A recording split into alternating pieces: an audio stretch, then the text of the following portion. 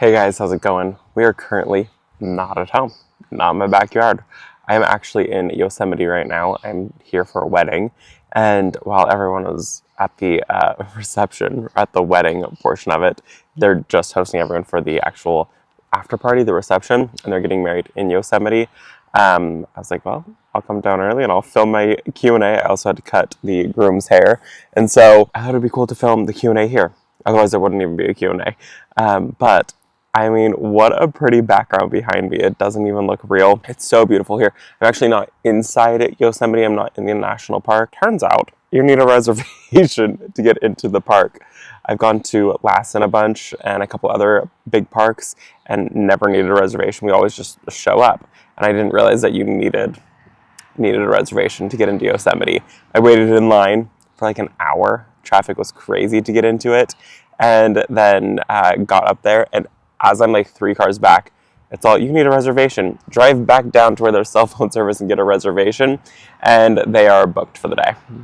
So that's really cool. It's Saturday. Of course they're booked on a weekend. It is what it is. So I don't actually get to go into the park. Kind of a bummer. It's like 5.5 hours away from my house. So I guess maybe one day Brent and I will take a drive and make it down here. So I don't think I have any announcements for the week, anything that I needed to go over. So let's just go over last week's videos. Last week we did our Q&A of when am I going to finish the greenhouse. And I'm happy to announce that as of right now, the stonework is put on. All the stone is on. We haven't filmed it. Brent just got it done. I haven't been home in like a week. And then when I get back home, which will be, I'll get back home on Sunday, we're going to start working on the grout of the greenhouse. And then once the grout is done, then we start building. So very, very soon the greenhouse will be built. And then the next video was the garden tour. So if you missed that one, go check it out. It's our full garden tour, front and backyard. And then we did opening up the greenhouse boxes and planting a couple hydrangeas. Then we did a huge plant delivery.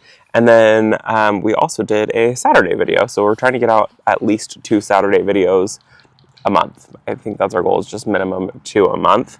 And it seems to be working for us. I was going to try to do every single Saturday, but that was way too many videos. So 2 a month works out great for us, and then those do get released the day before for channel members. So let's jump into it. I'm going to try to keep this short and sweet, so that way I can go enjoy my time exploring while I'm up here and check out these hills and mountains and all the beauty that's around here. So the first video that we did last week was our Q&A from last week, and the first question on that video is from Sarah, and she had said, what is the variegated shrub behind you? It's beautiful. That is a ivory halo dogwood. Beautiful shrub. It doesn't have like super interesting stems in the winter time, but the foliar growth is that variegated, and it's so pretty. I love it. The next question on that video is from Stacy, and she had said, what about replacing the privet with the podocarpus, evergreen and fast growing? I think I might have found what I want to replace it with. I'm not going to talk about it now in case I can't get my hands on it. So I do have an idea, because I want something very narrow, but I also want something tall, so that way we have privacy, our neighbors have privacy, and it lends to a little bit of shade. I don't want something as big as the current tree there is, the privet tree, but I would like something that lends to privacy, because that privet tree does not give us any privacy. But I think I found the tree that I want, and it's like 5 trees that I want. The next question on that video is from Jennifer, and she had said, hi Robbie and Brent, have you ever been to or planned on visiting Raphael and John at Park Winters? Such a gorgeous place. I have never been, but I watch all the videos and can picture you two there. What a wonderful getaway that would truly be. Thanks for sharing another great Q&A. Sending love from Texas Gulf Coast, Zone 9B, Jen. We have been there. Janie actually had an event there, and so we spent the day there. We've never stayed the night there or anything like that. It's like 2 hours away from our house, but we've been there. We checked out the cut flower garden. We got to go check out his pool area, and it was really, really cool to be able to see the entire place. So we've been there, and it's definitely worth it. I will say that. The next question on that video is from Peonies in Pink, and they had said, will you reunite with Matthew from Southerners Northern Garden? And I did. So I talked about last week, I went to a place called Bailey's. It's a growing facility. They do Easy Elegance roses, first edition, and the summer hydrangeas and things like that. They grow all of those, and I just got back from it, and then I had to come here, and I got a private tour of it, and I did get to hang out with Matthew. I got to hang out with my friend Chai Ming. I got to hang out with Sky over at Hamilton House Design. I got to hang out with a bunch of different different people. It was really, really, really cool. And I will say too, something really cool, I did get to meet and hang out with Martha Stewart's head gardener. His name is Ryan, and he is the most like down-to-earth person, so chill. We hung out. I was gonna say we got drinks, but I don't drink, but we did have drinks, and then he was there for the entire tour, so it was really cool to be able to meet him and kind of like learn a little bit more about what he does. And there were so many different creators there. I got to meet like Gardener in Love, I got to meet Garden Addicts, I got to meet I think there was like a little over 20 of us, and so it was really cool to be able to meet everybody in person. The next video that we did was Stonework, Sunflowers, and Slug Drama. And Brent and I had worked on the stonework and finally made some actual progress. It is done now, which is really, really nice. Brent worked really hard on it while I was gone. He got it all done. The first question on that video is from Wildflowers, and they had said, "Hi Robbie, have you ever grown chocolate cosmos? They are so pretty and smell like chocolate." I have grown chocolate cosmos. I didn't even know they smell like chocolate, and so I never smelt them, but I did grow them, and I thought that they were so beautiful. I would love to grow them again. The seeds are very, very expensive seeds though. The next question on that video is from Margie, and she had said, "What distance should your grow lights be from the plants?" I have high output LED lights, so mine can be quite a distance away from the plants, so I don't really worry about that too much. If you don't have high output LED lights, then they need to be, it's really best to have LED lights, because if you don't have LED lights, they're going to be hot and they're going to put out heat and they could possibly burn your plants, but you do need them as close to your plants as possible without burning them. So I like the LED ones because you can keep them a distance away and it's not an issue ever. You don't have to worry about the heat output. So if you can, my favorite ones are the ones from Brana. I buy the LED Brana from Amazon. It was like a 6-pack, and they were the most affordable, and they've worked the best. The next question on that video is from Brew, and they had said, "Hi, thank you for the propagation ideas. Question, on the Cosmos, would rooting hormone help get them going faster, or not so much with Cosmos?" It'll definitely help with pretty much everything. There's a very few select plants that you don't need to use rooting hormone, or that you don't really want to use rooting hormone on. I did learn about that at Bailey's. I don't remember which plants they are off the top of my head, but for the most part, rooting hormone helps just kind of make that process so much faster. So I used to use it all the time. I've lost it, and I just never bought another container of rooting hormone. But I definitely know that rooting hormone helps, and it just like saves you a couple days time. And the last question on that video is from Judy, and she had said, "In your hot California climate, do you find that the gravel pathways heat up a lot or add extra heat to the area?" I haven't found that yet. We also haven't hit our 115-degree days. I mean, even the grass gets hot sometimes. Like, you go out there and you're like, yeah, the grass is warm. And so we will see how it goes this summer with the gravel walkways. My ultimate goal is to have like a shade garden and have enough trees there that I don't have to worry about it, that will have just kind of dappled sun everywhere. Even a lot of full sun things grow best in more dappled sun in our area. So my ultimate goal is to have dappled sunlight everywhere one day, and then I don't even have to worry about the heat. And the next video that we did was garden tour, and I'm very happy that we got it done. The garden is looking so spectacular. I couldn't be more pleased with how the garden looks. It's incredible how much has happened in such a short period of time over here. It just kind of, I don't know, it blows my mind every time I think about it. The first question on that video was from Jerry, and they had said, "Hello, do you make your hummingbird food, and how do you make it?" We do make all of our own hummingbird food. Brent does 2/3 water, 1/3 sugar, I believe. If I am wrong, he will correct me on the screen. But yeah, we do make it, and we're actually filling our hummingbird feeders 3 times a day. We have 2 of them that we are constantly filling. We have 3 of them. They no longer like the 3rd one, which was our old one, which is the one that they used to love. They don't like that one anymore. They now like our 2 brand new ones. Yeah, 3 times a day though. The next question on that video is from Darlene, and she had said, "Robbie, your garden looks so beautiful. I'm amazed how much you have accomplished this year. Sorry for this question. Do you have any control of how many commercials YouTube puts in? Your wonderful tour of your garden was interrupted with at least 20 plus commercials. It cut off the middle of the sentences many times. If it helps with income, I apologize."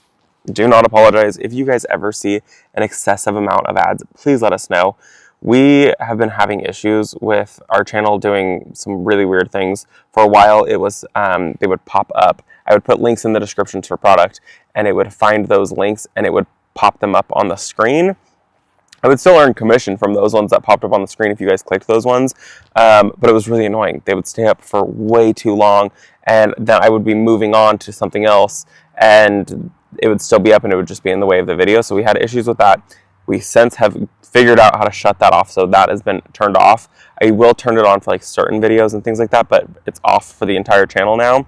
And then as far as ads go, we used to place our ads on our video, and then YouTube signed us up for this thing where they now place ads in our videos, and we go in after the video is uploaded, and we've been deleting ads because sometimes they're putting in a stupid amount of ads in the videos, and then we go in and we will place ads kind of where we want them. The garden tour must have just been one that we kind of just missed. So if you guys ever see a excessive amount of ads, please leave comments. Please let me know, hey Robbie, there's a bunch of ads in this video. And then that way I can go through and we can immediately, when we wake up in the morning, we can go through and start deleting some of those ads to make sure that it's not absolutely crazy. What we've noticed will happen is like we'll delete them and then it pops them back in. So it's not what we want. We've been fighting YouTube with this for a while and I have no clue what's going on with it. The next question on that video is from Deb, and she had said, the garden looks great. Question, how many seasons did it take for the bee balm trio to get that tall? I just planted those a couple months ago. So they're freshly planted in the garden. One season, not even a full season. The next question on that video is from El Ro, and they had said, does the Japanese anemone do well in full sun? Full sun. No, it needs afternoon protection. It can get full morning sun, or it could go all day in dappled sun. So it's not a shade plant, but it's also not a sun lover. It just needs like dappled sun, morning sun, that's it. I absolutely love it. Ours gets just morning sun, but sometimes in the middle of summer, if it's not getting enough water, it will crisp up and burn and let me know that it's not happy. The next question on that video is from Jana, and she had said, your garden looks so fantastic, well done. Question, I'm wondering about your honeysuckle trellis. It is gorgeous on your side of the fence, but does it come up on your neighbor's side of the fence? Honeysuckle here in North Carolina is wildly invasive, and I'm constantly fighting it, so I get trauma just looking at yours. I just wondered if your neighbor has any problems with it. It will sometimes creep through the fence, and so we do pull it out of the fence so that way it's not like going into our neighbor's property and that they don't have to deal with it. If it's even slightly invasive, I wouldn't plant it in your garden. Just stay away from it. It's not super invasive here. It doesn't grow it doesn't spread and take over. We are also growing it espalier, so we're trying to really keep it managed in our garden. The next video that we did was opening the greenhouse boxes, and that was so exciting. It was cool to see all the little pieces, and I don't know, it just felt very real. I was very, very excited. The first question on that video was from Donna, and she had said, just curious, do you get insurance for the greenhouse or add it to home insurance? Being glass on all trees, etc. Was so excited you open the boxes. So we will be adding it once it's built to our insurance. We'll just be adding it to our home policy, just kind of as another dwelling. And so it will be insured just for safety reasons. The next question on that video was from Sandy, and she had said, with that mulch you and Brent put down, aren't you going to encourage jumping worms into that bed? I'm confused about the jumping worms. I'm afraid to use the mulch now. So if you don't have jumping worms, using mulch isn't going to be a problem. Jumping worms are just really heavy feeders, and so they really like organic matter. If they find their way into my 2 center beds, it's not because I mulched, it's because there's so much organic matter in there, and they're very, very happy, and then they start disrupting the soil completely. Mulching is just feeding them in a sense, so if you don't have them, you don't need to worry about it, and you still should be mulching your beds. I mean, my ultimate goal eventually is to not have to mulch. I want everything planted so closely together, I mean, as close as the petunias are, that I don't even need to think about mulching my garden. Yes and no, in a sense. It's not it's not encouraging more because of the mulch. I don't have the jumping worms in those beds. I'm sure give it a year and I will have jumping worms in those beds, and then mulching will be a problem. The next question on that video is from Ricky, and he had said, hello Robbie, I absolutely love your garden. Curiosity question, I noticed your shed and aviary both are done with vertical planking. What made you do the greenhouse base in stone instead of matching the other structures? So actually, while I'm at home, first off, I love the look of stone. I absolutely am madly in love with it. So that's the reason. But while I'm here, not working, Brent is at home working to put stone on the aviary. He's not filming it because you guys know he hates being filmed, but he is doing stonework because he got the stonework done on the shed, or on the, not on the shed, he got it done on the greenhouse. We decided we had some leftover pieces, and so the front of the aviary is going to match the greenhouse because I want both vibes. If I can get my hands on more stone, I would really love to do the shed also, just do like a lower base of the shed. That way it all ties together, all three pieces. We just have to rent another trailer and we have to go get more stone. And the last video for the week was when all of the plants arrived and they showed up in the middle of the street because we have a gravel driveway and they can't use a pallet jack to drop things off in our driveway. So we have to quickly unload, and those guys showed up very, very early in the morning. The first question on that video is from Mary, and she had said, Robbie, did you know that there's a picture of your yard pergola in House Digest article on Pergola and Arbors posted yesterday? I had so many of you guys email me and message me over on Instagram and comment about that. So that was really cool to see. It doesn't bother me. If you guys ever see any of those things, let me know. I tend to not see them. As long as they give me credit, it makes me happy. Yeah, so it was really cool that so many of you guys had seen that and that you guys sent me that. So thank you to everyone who messaged me and emailed me. I really appreciate it. The next question on that video is from Margaret, and she had said, where is Walters located? I'm from Michigan. They're in Zeeland, Michigan. They're not open to the public. They're a wholesale nursery only.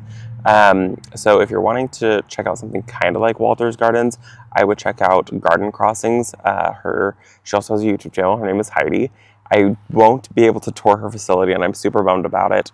When I'm going to go check out Walter's Gardens, my flight, I'm traveling all day to get over there, and so I'm missing the first tour, which is kind of a bummer. So I missed the first tour. It's okay though. It'll be fine. But definitely go check out Heidi from Garden Crossings. Go check out her garden center. She also has a Proven Winners display garden, I believe. Yeah, and she's open to the public. The next question on that video is from Lisa, and she had said, would you ever share some of your plants with your neighbors to help them beautify their gardens? I actually do. I do share with my neighbors, and I do share with a lot of my friends to make up their gardens and make their gardens look, I don't know, that much better. I love to share. My thought is if I can get my hands on all these plants for free and then I can go plant in their garden, I might as well. I can't use all of these plants, so I try to share as much as possible. The next question on this video is from Coastal Gardening 9B, and they had said, okay, I'm so confused. I thought he was with Monrovia. What did I miss? Beautiful plants. And it's so funny. I only worked with Monrovia for 3 months, and that was well over a year ago at this point, since I've worked with them. We just had a super short-term contract. I still get these questions to this day. I even up at Bailey's, when I was up there with some of the garden friends, they were all like, are you still working with Monrovia? It was 3 months. Just worked with them for a very, very short period of time. They sponsored a bunch of videos, and they gave me a truckload and a half of plants that I had 3 months to get all of them planted. So I do not work with Monrovia. I do not work with Proven Winners. I do not work with Bailey's. I don't work with anybody anymore. I have no plant companies that I work with. If they want to send me some plants, they're more than welcome to. I need to be able to pick the plants that I want, and yeah. I don't work with Monrovia anymore. The next question on that video is from Cold Climate Gardening, and they had said, so how do you get on the Proven Winners list of YouTubers that they send free plants to? We don't see that happening to YouTubers here. In Canada, we have to pretty much pay for everything. Just looking for information on how this all works. I figured you're one of the YouTubers that would be willing to share information about this process. So I don't actually know. They reached out to me and they asked to send me plants. I didn't reach out to Monrovia. I didn't reach out to Proven Winners. I didn't reach out to Bailey's. I've never reached out to anybody for many, many years. I bought all of my own plants. And I mean, the biggest thing is in my YouTube videos, I tag them, and I think that's how you just get noticed. I also put out 6 videos a week, 5 to 6 videos a week. And then I think that's just how it works. It's just kind of like who is already repping them, who do they notice, and who do they have a budget to be able to send some plants to. And I will say, I mean, I buy every single one of my own annuals from Proven Winners. The only thing that I've gotten from Proven Winners is some perennials. a couple truckloads of perennials, well, a couple pallets of perennials. And then from Monrovia, I've gotten a couple pallets. I got I think like a pallet and a half of perennials from them. And then Isley sent out a couple shrubs, evergreens. Now, that's all I've gotten. I haven't gotten and it's a ridiculous amount of plants, but it's not like they send me every single plant. I do spend thousands and thousands of my own dollars on plants in my garden. And the last question for this week is from Proud Mama, and she had said, "Hey Robbie and Brent, I always buy plants and bring them home, only to kill them in their cans if I do not plant them immediately. What do you do to care for your plants while they are in the waiting room to be planted? I need your help. My future plants, thank you." Okay, so they stay in the shade. That is the biggest key. They're in the shade, and we're making sure that they're getting watered every single day, sometimes twice a day. They just need to stay as wet as possible. And then if we have them for an extended period of time, maybe 3 weeks at that point, I will fertilize them. So they go on our weekly water-soluble fertilizer schedule. After they've been there for a period of time, they started to really use a lot of that nutrients in their can. So I try to just give them a feed, and I'll feed them every other week instead of feeding them weekly. So making sure that they're getting some fertilizer if you're having them for an extended period of time, and then also just making sure that they stay wet. I don't let them sit in water, but I do make sure that they are fully saturated, and keeping them in the shade is kind of the biggest thing. They don't want to be sitting in their cans in full sun, especially where I'm at. Those cans are going to heat up and get really, really hot, and it's just going to cook the roots. So I think shade and water are number one. And if you can, give them a little water-soluble fertilizer. Well, that, my friends, is all that I have for you today. I hope that you enjoyed this Q&A. If you have not already, make sure you hit that like and subscribe button. Helps my channel out more than you know. I'm sure I'm going to get questions about my strawberry stamp shirt. It's so cute. I got it from one of my favorite places to shop, my little favorite shop. It's the Little Burlap Barn. I'm not sure if they still have it in stock. It was part of their summer edition, and I think I might have got the last of them, but I will put a link to their website down below. Highly recommend checking it out if you have not already. I've placed many, many orders from the Little Burlap Barn. So thank you guys for hanging out with me today. I hope you enjoyed a brand new scene behind me, and I will see you all in the next one. Bye guys.